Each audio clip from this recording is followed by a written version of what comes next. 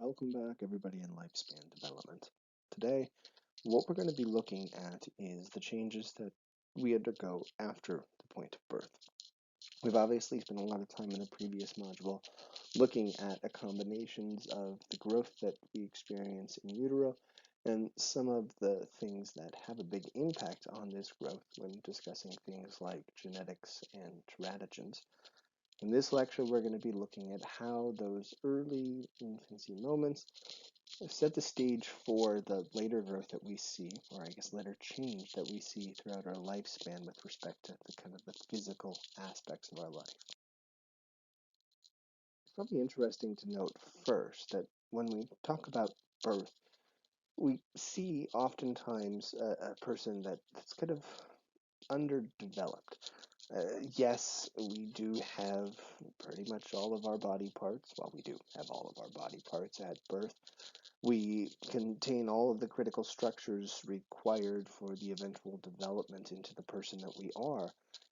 Even with these things intact, there are a lot of things that are sort of irregular. One of the things that's obviously notable with us when we're born is we are extremely small. We'll talk a little bit later about kind of the growth patterns and how big we are typically at birth, but obviously we're significantly smaller at birth than we are when we become adults, and that's a very kind of typical thing for all species, and it's necessary in terms of how birthing works, but we do need to grow significantly after birth. We also need to kind of get ourselves a little bit more proportional. If we look at newborns, we see about a quarter of their size is actually occupied by their head.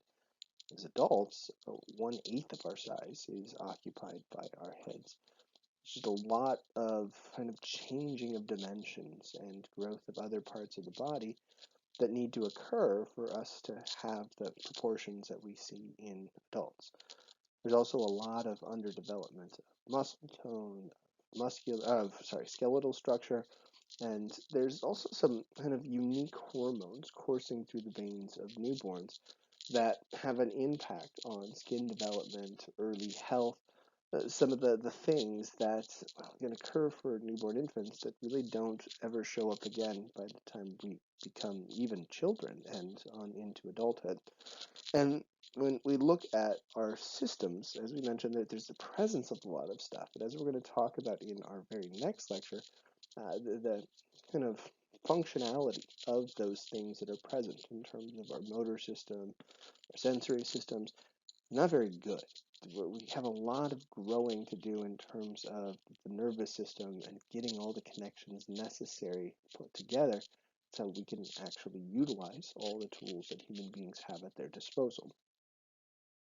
As was mentioned, at birth, we're very small. Most children in the United States and other developed countries are born somewhere between 18 and 22 inches long and 5.5 to 10 pounds. It might seem like a lot to have somebody in your stomach at that size, but in comparison to what we're like as children and adults, this is extremely small. And there are, if we're looking at other individuals, some born a little bit larger. The vast majority of the exceptions to this size dimensions are those that are smaller. And if we go to underdeveloped countries, most newborns tend to kind of work their way towards the smaller range. If we're looking for things that are contributors to those small birth weights, obviously a big factor is just the kind of premature births that occur that involve children that still have a lot of physical developing to do. The earlier the child's born, the lighter the weight. And this is true regardless of what country you're in or what location you're in. It's just that certain areas, based on some of the kind of prenatal issues that pop up and environmental issues, tend to have birth rates that start a little bit earlier. There's other factors as well that can contribute to low birth weight. Obviously, genetics, biological issues create individual difference, but genetic problems, chromosomal issues that we talked about in previous classes, can be a contributor to lower birth weight and can be an indicator for some developmental psychologists, people looking at children there might potentially be a health issue going on, even if it wasn't detected in utero. Overall, though, many younger children just come as a result of kind of environments that were going on inside the mother's womb that sometimes could just result in lower birth weight and not have a long-term effect. Other times it could carry over into other issues that could pop up later on. One of the classic examples of this is smoking, where mothers who smoke not only have younger children, but tend to have children with other issues that persist throughout life. Asthma is obviously a common thing that pops up with this, but there's some other things that have been examined over the last couple years, well, actually a couple decades, that have suggested that low birth weight is kind of just a starting point for children who had mothers that smoked, or mothers who had a diet that exposed the children to certain tragedies or certain health issues that could linger throughout life, not just impact birth weight. No matter where we start at birth, and no matter what's going on in terms of childhood health, within the infancy stages, most of us grow fairly quickly. And there are some very dramatic changes, not only in proportions, but kind of our overall size. Depending upon your original weight, your weight typically either doubles to kind of goes five-fold within the first 2 years of life. Now, if you were born, say, a 15-pound child, it's very unlikely that you're going to be a 75-pound 2-year old. That's not going to happen regardless of your genetic predisposition. And same thing with height. For the shorter children, there is the possibility of nearly doubling in height, where a child that's just 16 inches could grow to around 30 inches in height. But usually, when we're talking about height growth, you're seeing a growth of approximately a foot within the first 2 years of life. And this brings many children or many infants into a size that's not only a little bit more mobile, but it also brings them into a world where they're much more capable of physically doing things that were kind of impossible at birth. And we're going to talk actually about some of those growths in our motor system and our skeletal system and kind of hand-eye coordination in future classes. But just for now, understand that the first 2 years of life is really a byproduct of not necessarily exponential growth, but very, very dramatic growth and changes in the body. Once we hit about 2 years of age, this growth chart starts to decline. The curve starts to sort of level off, and we are still growing, definitely. But usually, children at this point, from about 2 to 6 years of age, are only growing roughly an inch to 2 inches per year, which is still extremely noticeable. It's not that you would miss it when you're looking at a child growing between 2 and 6 years, but the charts do start to level off at this point. We also tend to see that most 2-year-olds are within an inch to 2 inches of each other by the time they reach two. But once children get into this early childhood, you really start to see a differentiation of height and weights of children. Some children continue actually growing pretty rapidly in the beginning portion of this childhood age. Others could have little tiny growth spurts that pop up at random points within this 4-year span. And a lot of this is tied to things like genetics, diet, how much exercise these children are getting. And, in combination, it does start to create some very noticeable differences by the age of 6 for many children. As children get into around 6, 7 years of age, what we start seeing is a transition from just rapid growth and changes in the overall structure of the body to more a shift into kind of proportional growth, where the head stops being the dominant part of the child's body, and you start to see changes in the size of the torso and the legs, where children start to look more, not necessarily adult-like, but more like the dimensions of adults. And here you transition from roughly 2 or 3 inches of growth per year in the early childhood age to about 1 to 2 inches of growth for around 4 to 5 years. Essentially, Children are described as kind of dormant in terms of their overall dramatic shift in growth, at least in comparison to some of the earlier stages. And we're really sort of, I think, just ramping up for the rapid shifts and changes that are going to occur in the body when children get to around 9, 10, 11, maybe even a little bit after.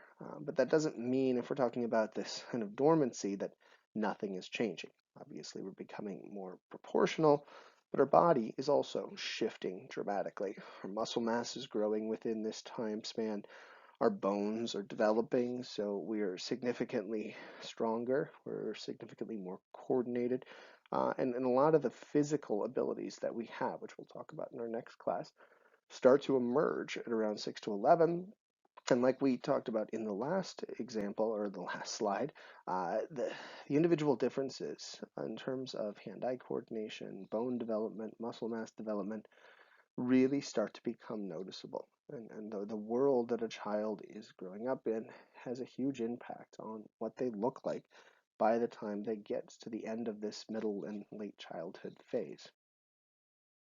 When kids get to around 11 years of age, give or take a little bit, the last big transition in childhood starts to hit. And it's that wonderful transition that many of us got to experience called puberty. And when we think of puberty as adults, we tend to think of puberty being linked to rushes of hormones, giant growth, and obviously changes in sexual ability. But there's lots of nuances to puberty that are worth mentioning. One of them is the fact that females tend to experience puberty or start puberty a little bit earlier than boys. So the range for females in terms of puberty is usually somewhere around 9 to 15 years of age. For males, usually the puberty range lasts somewhere between 11 and 17 years of age. As we're going to talk about in the next slide, though, there is a lot of variability from child to child as to kind of when it's triggered and how long it persists. We're looking for what triggers it. It's actually not the body or the kind of sexual organs that are the start of puberty. Instead, it's actually the brain. There's a specific hormone called gonadotropin releasing hormone that starts pumping out of the brain, a part of our system that we call the endocrine system, where the cells within the brain can communicate with the body via chemicals, much like neurotransmitters, but these chemicals, called hormones, are actually circulated in our blood system. And this gonadotropin releasing hormone actually triggers another structure within our endocrine system that's linked to the brain called the pituitary gland. Most of us, when we're thinking of puberty, usually kind of recognize the pituitary gland as a big player in this. And it does produce a massive amount of hormones. Actually, it's a combination of hormones that come out of the pituitary gland at this point. And the pituitary gland will also secrete other types of hormones at other points in the life. But at the kind of onset of puberty, the combination of hormones released by the pituitary gland, sorry for that, are released into our bloodstream, and eventually they work our way down to our gonads, which, for males is the testes, and for females, it's the ovaries, and these particular gonads then start to secrete the typical hormones that we think of, the estrogen and the testosterone. And what's kind of interesting to note is that both women and men do see an overall increase in both estrogen and testosterone when this particular transition is triggered. It's just the ratios are different based on a person's biological gender. There are some differences that are worth noting in terms of genetic information or chromosomal information that they can kind of have a atypical impact on the production of hormones for both men and women, or people of all sexes, biological sexes. But typically for women, what we see is an overall increase in estrogen levels. I think it's approximately a doubling in estrogen levels, and also a doubling in testosterone levels once puberty starts to hit. And for females, this uptick in increase of these hormones is much more gradual, but it does start a little bit earlier. So essentially, the brain starts this process at, again, somewhere around 9, 10, 11 years of age. And the kind of growth that occurs by it, the kind of huge uptick in these hormones being produced, tends to kind of happen in a gradual process and typically last a little bit longer than it does for men, who, when this hits for them, tend to see a extremely rapid uptick in testosterone and estrogen production. Uh, but if we're looking at the thing that usually highlights puberty for males, it's the eightfold increase in testosterone being pumped out by the testes that has a very quick and dramatic impact on a lot of different things. Obviously, if we're looking at what these hormones are producing, the primary thing that people link puberty to is kind of the primary sex characteristics and reproductive capabilities. Obviously, males start to be able to produce sperm and be reproductively capable once puberty starts to hit. For females, obviously, it's the production of eggs and the ability to be theoretically fertile. Even in the early production of eggs, though, for females, it's probably important to note that very few females could actually carry a child to term during the early stages of puberty. And in fact, very few children can actually hold a child to term until usually that their mid to late teenage years, and even at that point, there's lots of complications involved. So for females, yes, obviously having your first period, having these changes is what most people link puberty to, but it's the transition of other reproductive organs and structures within the body that are happening for females that really are kind of the critical elements to puberty. And it's why it takes a little bit longer for some of the physical changes to happen in females to where they kind of get to the point where puberty's really had its impact. But for both men and women, people actually of all chromosomal combinations, there's other things that are going on for puberty that are really important to note. The body is changing more than just having a few organs shift. There's obviously a huge uptick at this point in height and weight. For females, the increase in height and weight tends to be, much like most of puberty, a little bit more gradual. Where for males, there's oftentimes what we call growth spurts, these dramatic moments where males can grow inches within a matter of months, something that was seen only during the early infancy stages for most of us. But in addition to that kind of noticeable height and weight change, what we tend to also see is a lot more muscle mass being gained by males, regardless of how active they actually are, and a lot more fat content starting to emerge for females, and shifts in skeletal structures, especially around the hips in females once puberty starts to hit. And all of this is kind of an accompaniment of the reproductive changes that we see that can theoretically help us be more physically capable of reproducing, but also can kind of just allow us to have increased chances of survival, of being able to kind of keep ourselves sustained and to be able to take care of ourselves, which is kind of a big component to puberty. There are also some other noticeable changes that I'm sure all of us really remember. Obviously, the changes in our skin with the acne and the oiliness and the kind of oddness of our face for a little while, the increases in hair for both men and women in a whole bunch of different areas in the body, and those wonderful changes in the voice that some of us continually undergo throughout our entire life are really the things that are kind of highlighted by changes in puberty. And in fact, these are the things that you typically see in television shows and movies that are indicators of a child undergoing this transition into adulthood. And in the end, when we get to 15, 16, 17, most of us at this point have the proportions and the biological structures that we tend to see as representative of adults. It's not usually until 15, 16 that we really see most kids getting to the end of puberty. If we're looking for what is kind of linked to that trigger in the brain and kind of what gets us to the end, there's another factor that we want to mention. And that's the fact that there are numerous studies suggesting that puberty is something that's kind of a biologically inherent thing.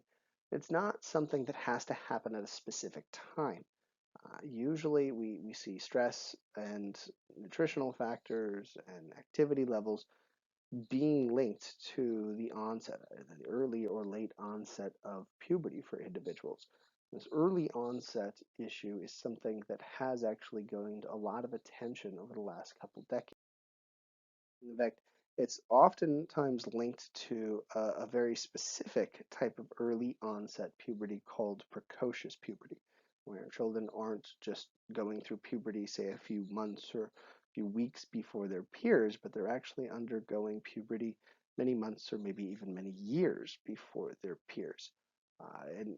They're going through puberty. Not only are children who are struggling with precocious puberty starting before their peers, but oftentimes for individuals struggling with it, the transition through puberty happens in a very rapid pace. You've got kind of massive changes in the body taking place in a very short time span. And what it results in is children that are significantly larger than their peers for a considerable period of time. This is especially true of girls who are already starting puberty earlier than boys. If they experience precocious puberty, they get to a point where they are very noticeable and very different from the peers around them. And in fact, for children that undergo precocious puberty, what we see is that it can impact both boys and girls, but the girls seem to be the ones that more often than not are experiencing this change, this dramatic shift. And for a long time, that was just kind of assumed that precocious puberty was this unique thing, and it resulted in some academic issues and some social issues for the people that were experiencing it, but then everything kind of came back to normal. Studies that have looked at precocious puberty more closely have suggested that we really were kind of overlooking some of the problems tied to these early and kind of dramatic changes that boys and girls were going through. One thing that researchers discovered was that girls seem to be the ones that were getting the brunt of the kind of repercussions with these changes. And in fact, some studies actually suggested that boys who underwent precocious puberty saw kind of upticks in popularity and kind of social skills with respect to their peers, where girls tended to be ostracized or teased or kind of struggle with other aspects of the kind of social and academic life when this precocious puberty hit. And what was really kind of, I guess, disconcerting to many researchers looking at precocious puberty, this was not something that was just temporary. What numerous studies showed was that when these girls started to undergo these changes, they tended to gravitate towards older peers, ones that sort of looked like them. They tended to make riskier choices, engage in more adult like behaviors, and these kind of changes towards riskier behavior, older peers, making decisions that were maybe sometimes putting them in greater risk, continued to persist even once the peers of these children kind of caught up.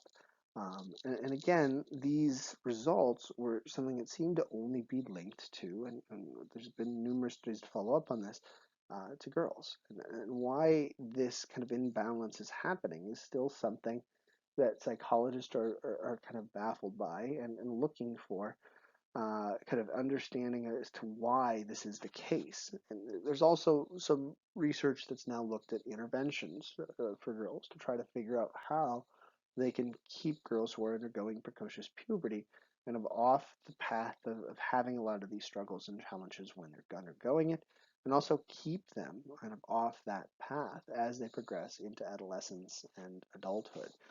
Because there are a lot of consequences to some of the kind of choices and environments that these girls are kind of either putting themselves in or that are forced upon them when they experience puberty earlier than their peers.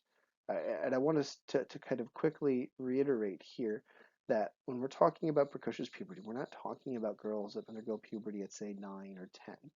We're talking about girls that are undergoing puberty sometimes at 7, 8 years of age, much earlier than their peers, And when they go through it, the changes are tangible, and it does have a big impact on the way people perceive them and the way they're sort of treated not only by their peers but other individuals. And looking for things that have triggered it, dietary issues, stress issues, which is something that's really focused on a lot lately, is something that's also being tackled by researchers looking at this kind of anomaly to puberty that is of concern. Eventually, though, when we finally get through puberty, be it at 12, 13, 15, all the way to, 17, I've even heard some people going all the way into their early 20s, we eventually get into the physical development that we call adulthood. There's lots of social changes, mental changes that have happened prior to this that maybe would indicate that you've reached adulthood. But the end of puberty, typically, if we're talking about physical change, marks the beginning of adulthood.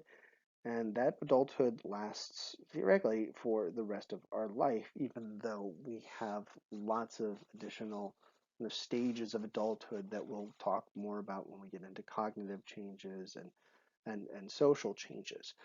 But in the post puberty world, what we see is that everything that was suddenly rapidly transitioning slows down dramatically for a number of decades. We do maybe grow just a little bit until our mid 20s in terms of height. And then by the time we reach our mid 20s, our height kind of stops changing. And if anything, we actually see a slow decline in our height as we age. But it's not that our genetics are actually causing us to get shorter. It's actually that our muscular structures and our skeletal system are shifting to where we can actually see, if we're measuring somebody's height, typically a drop of about 1 inch in our height over the span of about 50 years. So don't worry, you're not shrinking like an inch a day. It's usually a span of about 50 years if you're a male, and typically about 2 inches if you're a female. And why those gender differences are there is kind of a mystery.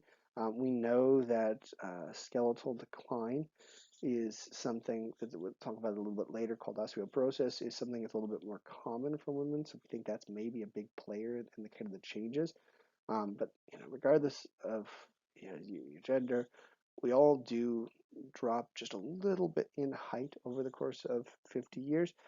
More importantly, we're no longer going on the uptick in terms of growth and size after about the mid 20s.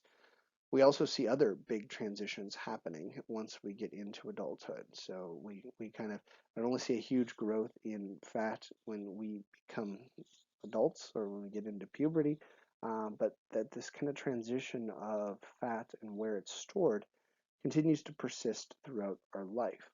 Fat tends to store in specific areas based on gender, and the kind of concentration of that fat, the ability to burn it, shifts pretty dramatically as we transition from early adulthood into middle adulthood and then into late adulthood.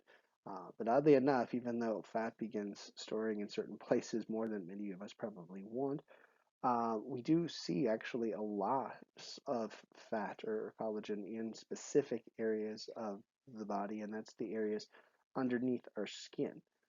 We often, especially when we're young, have massive amounts of fat located underneath our skin, and it gives us that plumpy, kind of nice, smooth structure in our faces and our skin, at least most of us. It gives us those looks. And as we get older and wrinkles start to emerge, what we're really doing is losing some of those fat cells that have emerged under the skin and kind of caused our skin to be nice and smooth. Uh, and as that's kind of changing, as the skin becomes more wrinkly, it also tends to lose a lot of its elasticity and starts to sometimes change in coloring as a result of things like exposure to the sun or other types of chemicals that we might have encountered along the way. Obviously, it's not just fat that's changing as we get older, though. We also lose our muscle mass slowly. It's kind of a milder version of something called sarcopenia, even though it's probably important to note that that particular degeneration has linked to other more severe issues as well. There's still researchers that use that particular name to describe the slow, gradual loss in muscle mass as we age. And we also, in terms of changing our muscle mass, lose a lot of elasticity, where it's much easier to tear things. We kind of don't have the ability to grow in strength quite as much as we get into the latter years of our life. And our bones, as our muscles are also losing their kind of strength, our bones are losing their strength and density, especially as we get into kind of the latter years of this adulthood phase, in the kind of 40s, 50s. After about 50, most of us do start to see that the kind of slow, gradual decline in some of the physical abilities become a little bit more rapid. For males, the pace is picked up a little bit, even though there's nothing that specifically can be tied to the change. But for females, one of the things that tends to kind of create the onset of this more rapid decline, and not that everything falls apart at 50, but there is a noticeable change in the decline of kind of the muscle mass and then the skeletal system, is that wonderful experience called menopause, where reproductive health kind of goes away, or not reproductive health, reproductive abilities goes away. And we see not only a chemical change where estrogen levels are kind of dropping, but also biological changes where the kind of bone density of women and their muscle density really starts to decrease as this change of menopause occurs. Now, it's important to note that typically we think of menopause as being the indicator of reproductive abilities being done.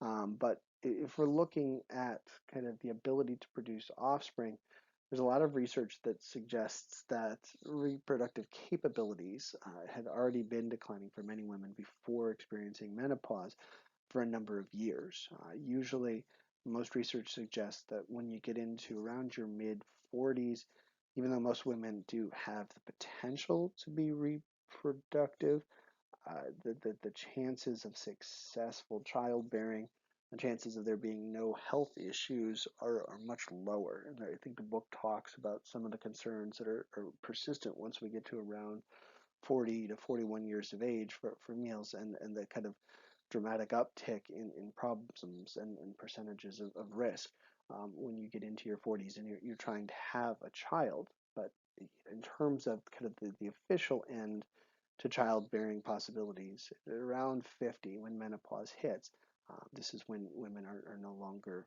capable of producing eggs, which is kind of essential for the ability to produce offspring.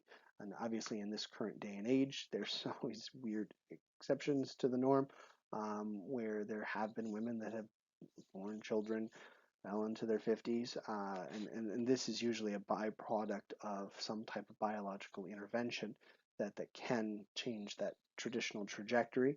But historically, for most females, this hit of 50 not only changes reproductive abilities, but it really shifts the body. But female or male, around 50, 60, you do see a much more pronounced change in the body. It's no longer a few aches and pains and just a little bit less strength and a little bit of an issue with bone density, and it's a lot of injuries and aches and pains if you're trying to continue doing those things that you did at a younger age. This is where many people start thinking about modifying their exercise and trying to find ways to maintain their strength and bone density, with this kind of recognition that the body really is designed to start to kind of transition away from all of those physical abilities that we possessed for roughly 30 years. And we're looking for a silver lining to this. Know that this decline, many people now have argued, is, even though it's kind of very noticeable, potentially also a byproduct of just kind of societal changes that occur around 50. Many people kind of don't feel the need to exercise as much as they transition into their 50s. They tend to become a little bit more dormant.